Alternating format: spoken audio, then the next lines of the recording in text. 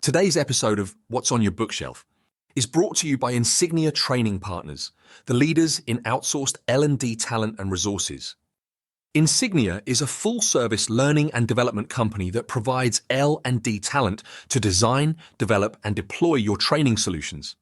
Insignia specializes in providing the right resources for your projects at a fraction of the cost as opposed to bringing on new full-time employees. This includes fractional Chief Learning Officer services for enterprise training strategy, instructional designers to develop your training content and materials, facilitators to deliver in-person or virtual training to your staff, LMS administrators to manage the process, virtual training producers to make sure your virtual training is engaging and effective, and coaches to support the learning after training is completed. If you don't have a training department, that's okay. Insignia can be your bolt-on training department. With Insignia, you get dedicated resources providing fractional services by specialists in their field. Whether it's onboarding new hires, upskilling your team, or ensuring compliance, Insignia designs impactful programs that stick. Visit insigniatraining.com to discover their full range of services and to schedule a free consultation. Insignia is your partner for training success.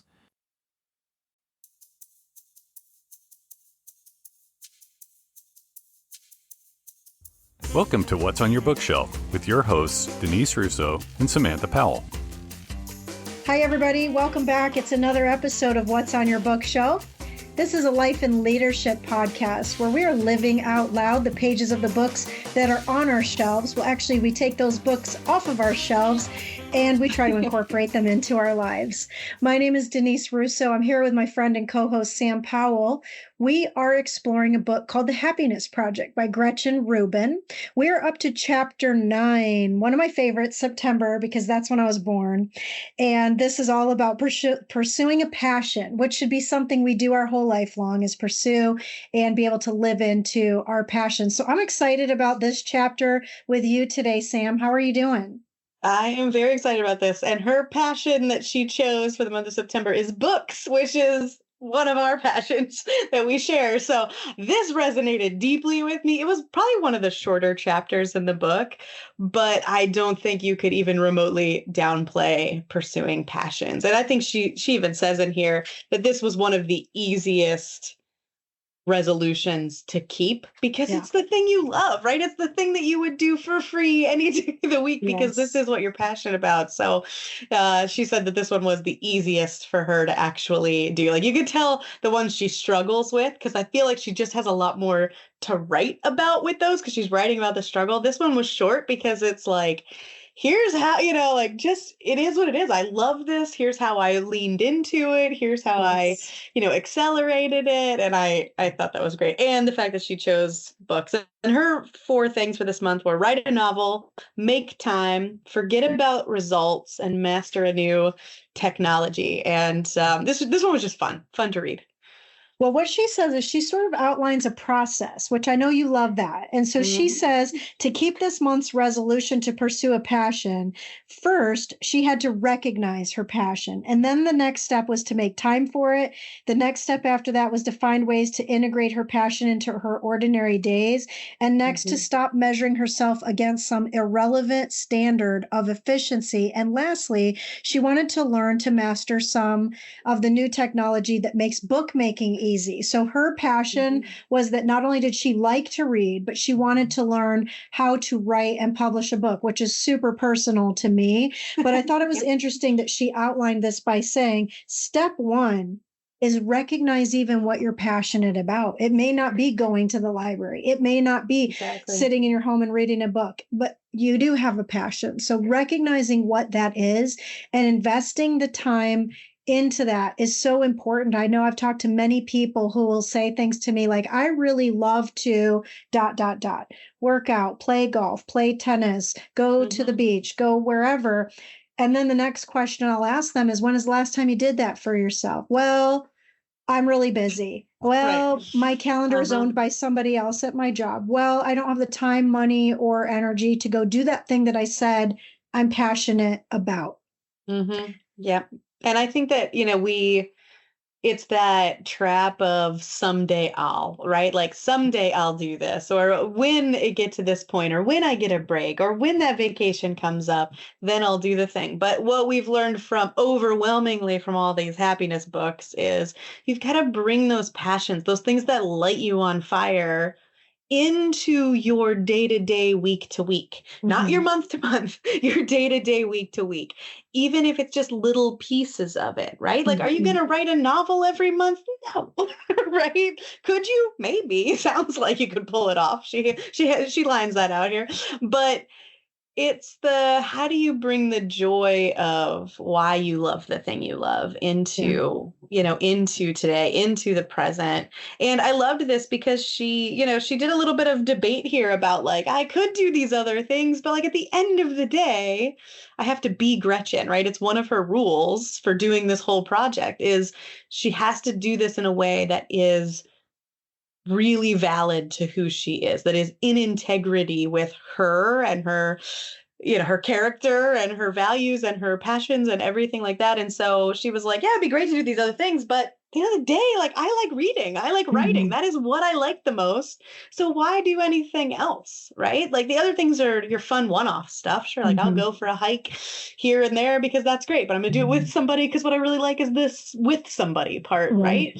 But it's the things that stand alone that, I loved that was step one. You have to know what you're passionate about, right? And if you're not sure, get help. Talk to your friends, talk to your family, talk to your therapist, talk to your coach, talk to somebody because other people see those passions in you. It's one of the things we get drawn to with people. It's one of the things that we connect with people is like, oh, I could just tell you love this. And sometimes you can't see that you love that, right? That's where you gravitate towards. And sometimes you little outside perspective if you feel a little lost, because sometimes we do feel lost. And she says this when she asked her blog. People were like, I don't know what I'm passionate about. Like, I don't know. She did, but like I've been through that journey too of I wake up one day and I'm like, okay, so I am a working mom and wife. What else am I, right? Like, what do I like? If somebody said, what do you do for fun? What's my answer to that question, right? And so you have to know that if you're going to go down this path of pursuing passions. What I thought was really cool about reading this chapter from her is that this chapter, she was writing in order to write this book. Right. And this book that we're reading, The Happiness Project, which was like her first book, ended up to sell millions of copies. She went on to becoming a very well-known author, speaker, writer, expert in the power of living a life of happiness. And so it was sort of in this like weird, surreal moment of, I don't know this lady, but I follow her. I get her weekly updates sent to my inbox. I've been on her website. You have her daily journal and reading how she went through this exercise in that September about doing something she was passionate about. She at that moment didn't know what it was going to result into years later to build a business off of her passion. Right. And we talk about that a lot with the 3 Ps with our retreat, your signature story, which is that if you have a passion, which is the first P, what is it? And the second P is your potential. So how do you elevate it? How do you get better and stronger at it? And then ultimately the third P is almost really the first, which is the purpose, meaning what is your purpose in life? And what is the thing that if it was the only thing that could wake you up in the morning is what you live for and why you think you were born on this earth at this time, at these places with the people that are around you. So passions, potential, and purpose really resonated for me in reading this chapter because she also says it was a huge amount of work to do this, plunked on top of everything else I needed to accomplish in my days. Did it make me happy? It sure did, but it took a lot of time and energy, but it gave me a substantial boost in happiness. Yeah, exactly. And she said, tackling such a big project, right? She wrote a book in a month. She wrote a novel. That was what her big thing was. And it was like, if you write this many words a day, by the end of the month, you've got, 50,000 word book or whatever, right? Which is perfect for like a fun novel to read. But she said tackling such a big project and carrying it through to the end in a single month contributed hugely to the atmosphere of growth in my life. It was thrilling to see what I could accomplish in a short time if I put my mind to it. And I loved that thought process because like writing a novel is a huge thing, right? And most of us and listening probably aren't going to, I mean, you've done that, Denise, but like, most people are probably not going to do that in their life. But there are big things like that you'd want to do. What is that thing? And then break it down to how could you accelerate, right, in this short period of time? Like right, she founded this guide that was like, seriously, the 1,000 word, like it was like 1,900 words or something you needed to write like a day. And it's like, if you just pursue this consistently, you're done with it. We're reminding me back to like Atomic Habits, right? Like the things you do, the little things you do every day add up to a whole novel. And when you accomplish something, right, that big, when you take that goal of like, hey, I wanted to, like, there's like a weight loss journey, right? I want to lose 30 pounds. Well, I lose a pound and a pound and a pound and a pound and a pound and a pound and a pound. And then when you get to that number, and that goal, like that sense of accomplishment, this thing she's talking about, I felt that when I've hit big milestones of like, oh my gosh, like I can't believe I'm capable of this, right? And it makes you think, well, what's the next thing I'm capable of? And if it's something you're passionate about, it's easy to jump back on the train and be like, okay, like I love this now, right? Like I lost the weight, but I love working out now. And so now that I'm doing that, it's like, well, how much could I lift, right? Like, could I up my personal best? Could I, I don't know, like whatever goals you have in that space, but like that sense of accomplishment to set out and do that and to do a little project like this, right? Especially as you're thinking about your own happiness project, which is what we want you to do. What is that 1 month where it's like, I'm going to push in my passion to achieve a big goal? Because that sense at the end of it is something totally worth it and will give you such a boost in your self-confidence in your personal growth and in your ability to grow. It's sort of making me think about something that would be super easy to do that anybody could try, which is what if you opened a notebook on your phone or your computer, or if you're old-fashioned like me and like to write on paper. And what if you just wrote down once upon a time, ... And you sat there with a coach is best. But if you're doing it alone, once upon a time, what's your story? Where are you now? Where do you want to be? There will be stuff that happens. You have to slay dragons. You have to swim across the ocean. All those things happen in the middle. But if you don't get past the 3 dots, then that story can never be lived. I love that, right? You can never get to that happily ever after. That end of the, that end of the tale.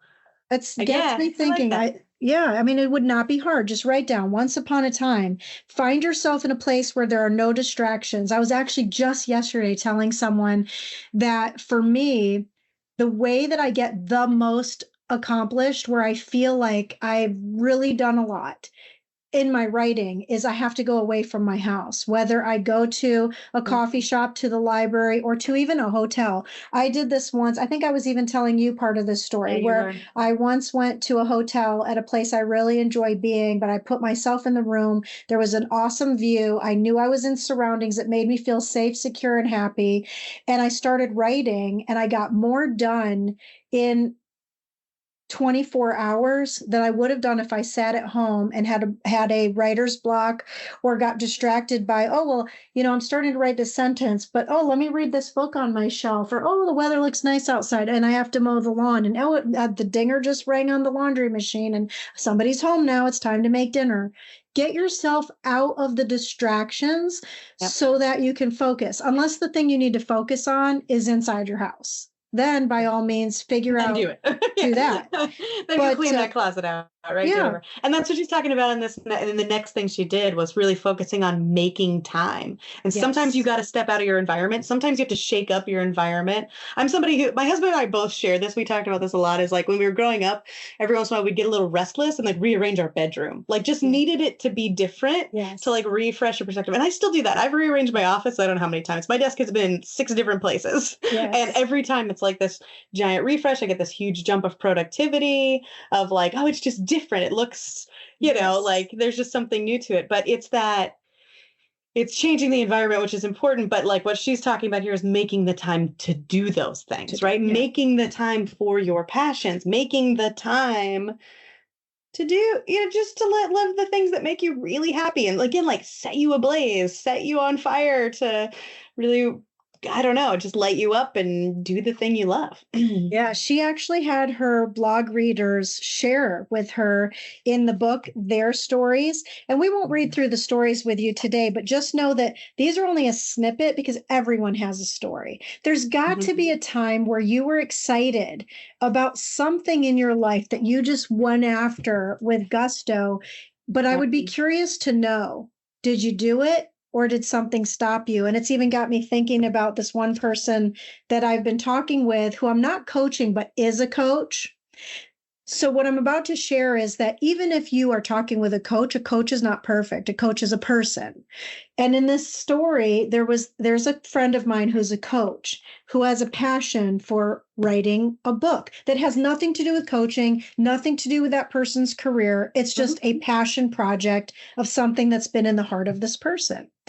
And so I recall having the conversation with the person and how excited they were when they were telling me about, if I had a bucket list item, it would be to write this book.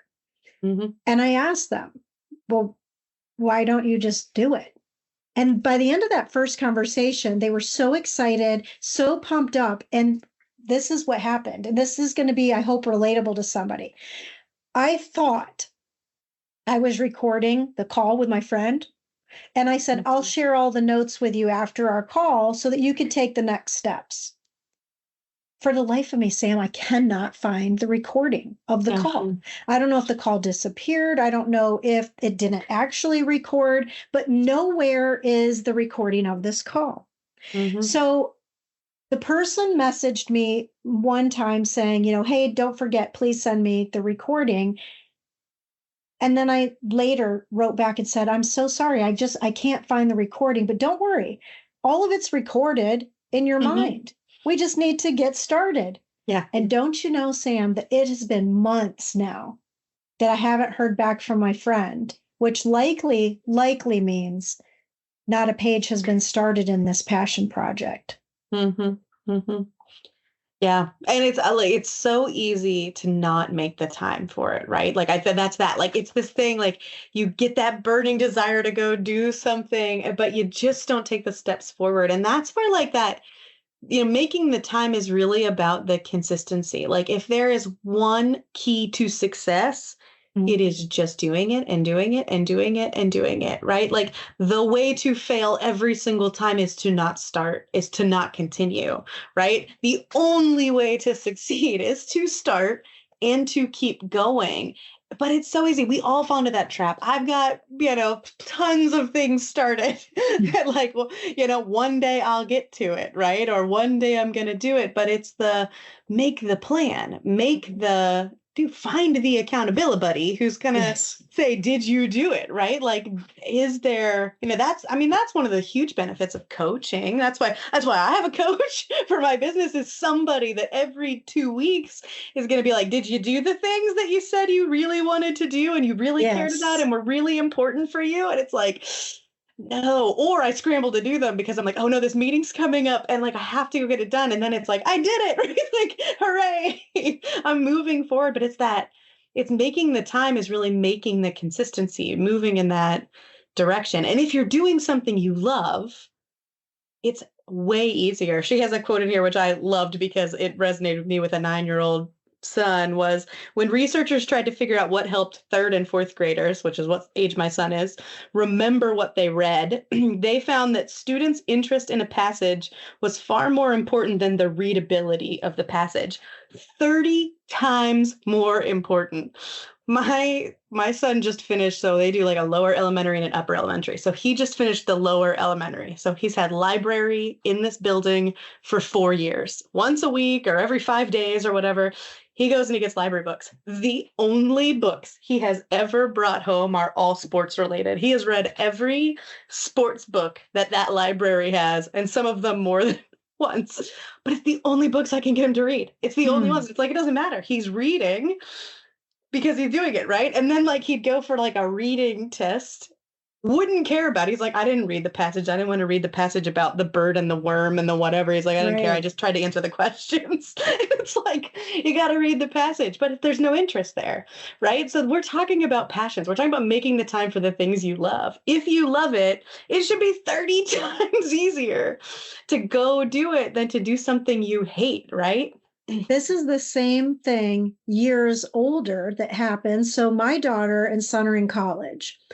My daughter was just telling me recently that why is it? Well, she was kind of asking, but in sort of like a thoughtful questioning. Philosophical way. Yeah. Yeah. Well, yeah, she's studying psychology. So very philosophical way of her thinking was she said, why is it that when we go to college, it isn't until our last 2 years of our bachelor's degree, let's say, because that's where she is now in that period, that we actually get to start studying the things that we came to college for. Right. Uh-huh. And she was talking about how exciting this one class is that she's taking and how interested she is and how much more alive and vibrant she's feeling in her major because now she's finally getting to study the things she wants to study at the age of 20-something years old. When you think about why do we wait that long to do those things? I love that Austin is reading the sports book. Same for Vincent. Like Vincent, my son hates to read, doesn't like it unless it's the same type of thing. I love the irony of you and I both having children who hate to read, by the way. Like, yes. That is not lost on me. Yep. Yeah. If I said to him, hey, let's go to the beach and read a book, he'd be like, oh, poke my eyes out instead. Yeah, that's exactly what the exact reaction I would get. But there's certain books that Vincent likes. Well, and you were talking about sports books. So Shoe Dog by Phil Knight is Vincent's all-time favorite book, which Phil Knight's the guy that invented or founded Nike, led Nike for many years. And another book he has is called The Power of Money. And I don't know why that one is so fascinating to Vincent, but it's like his number 2 most favorite book. And then I think his next favorite book is truly a John Maxwell book. It might even be Intentional Living. I'd have to ask him which one it is. But there are 5 or less books that he'll tell you that not only are his favorite, but are the only ones he wants to read, and he doesn't want to read anything else. And so I would encourage you, if there's a book that you find that's your favorite, keep it on your shelf, but not just close. Like take it out and reread. There's books I have on my shelf that I will never in my lifetime get a chance to read all the books that are on my shelf. But I with certainty can tell you there's a couple up there that I've read more than once because they're my favorite, or I have a passion for those books. And so the point of all of this goes into the next part of her chapter where she talks about it's not about the results that you get at the end of something. It's about the journey that leads you there. And I think what's so interesting about that part when I think about our podcast is we didn't set out to have a podcast, to just have a bunch of people listening and to have a result that would be what you would normally measure, like how many listens, how many likes, how many shares, how many comments, how many episodes. Forget about the results. What is the purpose of the passion that drove you to do this in the first place? And for me, it started out all because when we were dreaming up the idea to have the podcast, I remember talking to Scott and Andy and you, and we were talking about how we wanted to evolve where we were to where we wanted to go. And I'll never forget it. It's as clear as day as if it was yesterday. And Scott said, well, what are we going to do now that you're kind of transitioning? And really everybody comes to you for recommendations with books. I don't know anybody that knows as many recommended books as you. And they just want to hear what's on your bookshelf. And Andy said, that's it. And I was like, that's what? And he said, that's the name of the podcast. And that's how it came to be. What's on your bookshelf was birthed because somebody else knew that if they needed a book reference, they could call me and I would likely have a book I could correlate to whatever it was that they were looking for. But what I didn't think was that I would become the host of the show or that I would be the one living these books out loud because I played Easy Street. I could just say, yep, I've got this book on my shelf. I've read it before and it's a prescription and here you go. It's bottled up for you to read and it will make you healthy in some sort of a way. Instead of realizing that these books are books that I myself needed to live out loud. And that's why we always say at the beginning of all of our episodes that this is a life and leadership podcast about living out loud the pages of the books that are on our shelves. This isn't about us advertising for other authors. It isn't about us doing a quick one and done and giving you just surface level content. This truly is not about the results of how many people are hearing this, even though that's a blessing if that happens. This is about the journey of me and you, Sam, taking the time to read a book with each other and come up with the ways that we're applying this into our lives. And so she says here that the thing that makes her passion enjoyable, which for her was writing a book, and for us it's talking about these books, is that you don't have to worry about the results. You don't have to worry about efficiency or outcomes. And you just want to focus on what the things are that make you happy. And so I know for me, when I think about these weeks that we've been together, or really now over a year together doing this, what makes me happy is not the day when we have our business meeting looking at the charts and the numbers. What makes me happy is having this time to talk about these things, because this is how we apply this in our day. Yeah. Yeah, absolutely. And I think I said this to you yesterday while we were chatting, that, even if it was just you and I in a vacuum, I would still do this podcast, because this is reading is a passion of mine. Personal growth is a passion of mine. And this is such a great way to make the time for it, right? To be consistent, to check all these boxes that she checks. And the very last thing she did here was she pursued some technology to enhance writing books and things like that. But to me, that was just the concept of what could I do to make my passions easier, more accessible, accelerate them, that kind of thing. And this does that for me too, of just it sparked so many great thoughts and conversations. And I am happier from going through this journey with you this year. And it sparked so many great conversations with friends and family who do listen, right? That has been such a blessing and such a joy for me over the last year, of having these conversations with my friends, with my family, that I would have never engaged in otherwise, right? And it's just such an amazing thing that I will carry with me forever, right? That it's just really, really something special. And I mean, at the end of the day, isn't that what your passion is about, right? It's those things that's gosh, I just love this. And I would do this if it was just me all by myself forever, and still would carry this forward with me. And it should be easy, right? It should be an easy thing to do. Will it always be the easiest thing to do? Is it easy to write 1,900 words a day like she did to write a novel? No. There are days where it's a little harder, but on the average, when you're pursuing passions, it should be building you towards something that you just are on fire about.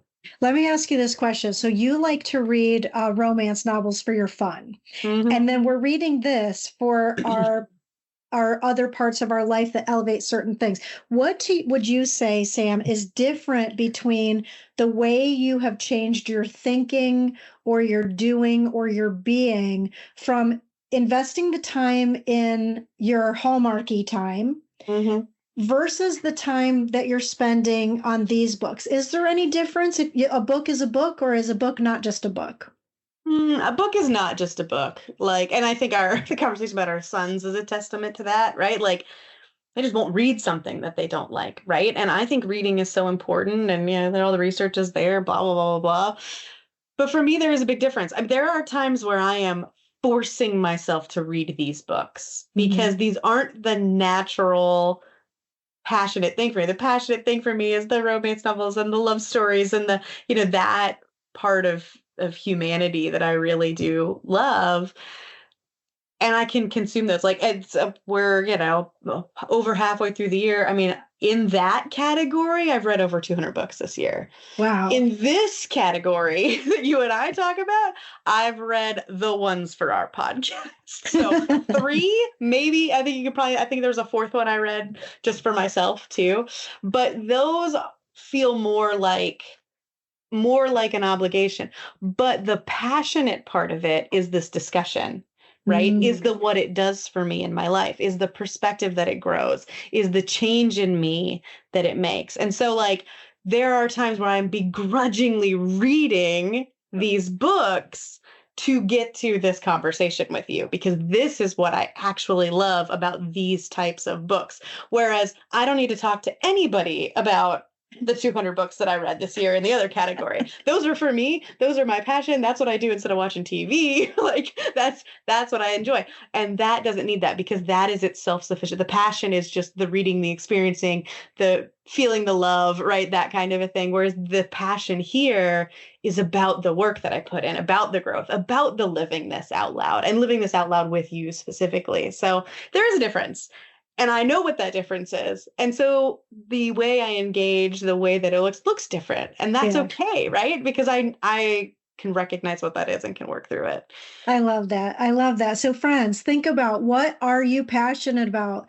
Take some time, invest the time this week to even just do one thing about it. The way Gretchen sums it up is, she says, of all the months so far, September resolutions had been the most pleasant and easiest to maintain. This showed me once again that I was happier when I accepted my own real likes and dislikes instead of trying to decide what I ought to like. I was happier when I stopped squelching the inclinations toward note-taking and bookmaking that I'd had since childhood, and instead I embraced them. So find that thing that you love to do, and don't let anything else disrupt you from at least doing something that gets you closer to that thing. Love that. Great way to end. All right. Well, friends, thanks for being with us again today. We'd love to hear what that thing is that you love to do. And it would be even better if you shared with us that you actually did something about it. Scott has in the show notes ways for you to get in touch with all of us. And if this is helping you, please share it with other friends. It's exactly the reason we started the podcast, was so that we could share what we were learning with other people that might get value from it as well. My name's Denise Russo, and on behalf of my friend Sam Powell, this has been another episode of What's on Your Bookshelf.